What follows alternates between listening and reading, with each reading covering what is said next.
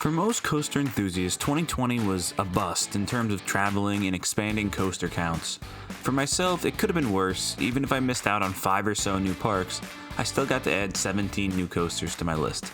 However, I am planning on making 2021 a much grander year.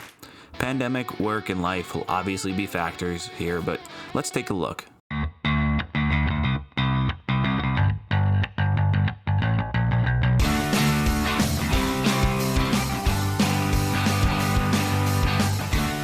Let's start with the longer distance trips that I have planned. In late March, I'll be making my first trip to the Lone Star State for a long weekend in Dallas and Arlington. I'll be spending at least a day at the original Six Flags Over Texas. Now this park boasts 11 non-family roller coasters and 2 family or kiddie rides. This collection is headlined by the original RMC, New Texas Giant, as well as Titan, which is a massive Giovanola Hyper, and Mr. Freeze, a Premier Rides shuttle launch coaster. A big part of me is actually very excited to finally ride Mr. Freeze, seeing as I never got to ride the Chiller at Great Adventure, and an RMC is always eye-catching. Now, the surprise for me is going to come from those pair of classics. Shockwave will be only my second Schwarzkopf looping coaster, and it's held to a much higher opinion than the other one I've ridden, Super Duper Looper. And then there's Judge Roy Scream, which just has like the most fun name ever. And, it looks like a fun classic wooden coaster. The second big trip in the book is going to be sometime probably in late May, early June most likely. And it's going to be that Ohio swing, as I like to call it. Kings Island, Cedar Point, and Kennywood on the return trip. Now, I've only been to Cedar Point, and this trip has me absolutely pumped, even if it isn't booked yet. Cedar Point is my favorite park I've ever been to, and I'm still missing Top Thrill Dragster, Blue Streak, Cedar Creek Mine Ride, as well as the family coasters in the park. So on top of the amazing lineup in park, I could still add to my coaster count in my favorite park, which is always a little more extra motivation to go back. Then there's Kings Island, which is shaping up to rival any other Cedar Fair park, probably besides Cedar Point. With 11 thrill coasters and 3 family rides, there's just plenty to do there.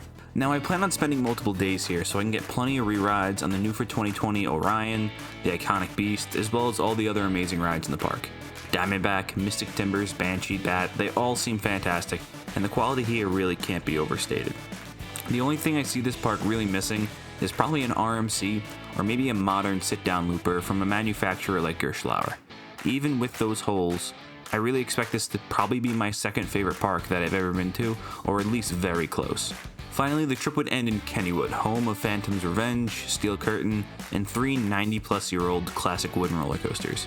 With 7 realistic credits, this will certainly be the smallest of the 3 parks on the trip, but after 3 or 4 days at those other 2, which are absolutely massive, it'll be a nice change of pace.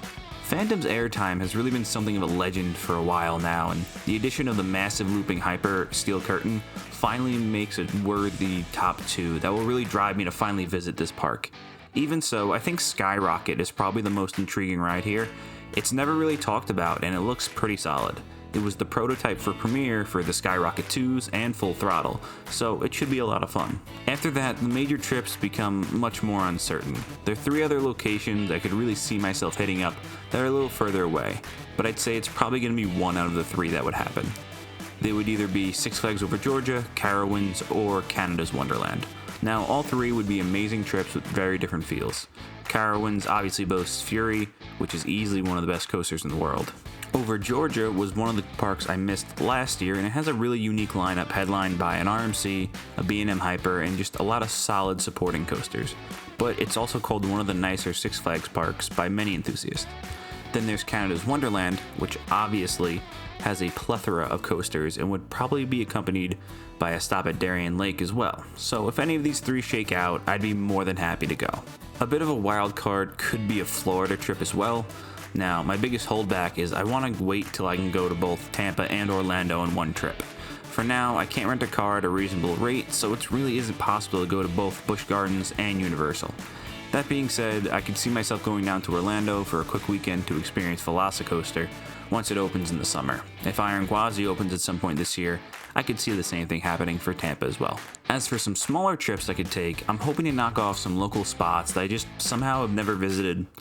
Luna Park and Deno's Wonder Wheel out on Coney Island are New York staples, and I think if I miss the Cyclone any longer, I really can't call myself an enthusiast. And then there's Rye Playland, which is another small New York spot that I could easily take a day trip to. I could also stop at some of the New Jersey boardwalk spots on the weekend, finally adding Gale Force, Hydrus, and Great White to my list. Then there's parks like Sesame Place or Legoland New York that's yet to open that'll sport smaller family rides that'll be a fun spot to hit after a road trip on the way back. Finally, there are the parks I plan on returning to. Great Adventure tops that list as soon as Jersey Devil is ready to run. The RMC record-breaking single rail looks beautiful as it continues construction.